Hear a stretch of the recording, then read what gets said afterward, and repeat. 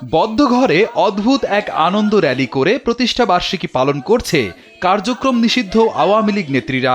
এ সময় তারা কেক কেটে ও মিষ্টিমুখ করে দলটির ৭৭তম প্রতিষ্ঠা বার্ষিকী উদযাপন করেন। বরিশালে একটি ঘরের মধ্যে দলটির মহানগর আওয়ামী লীগের নেতাকর্মীদের এমন অদ্ভুত আয়োজন করতে দেখা যায়। এ সময় ঘরের মধ্যে দাঁড়িয়ে ব্যানার হাতে দলীয় বিভিন্ন স্লোগান দেন তারা।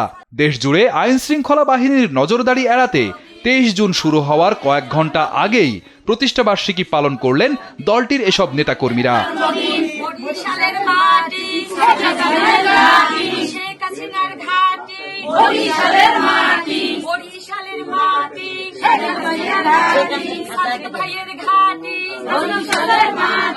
জয়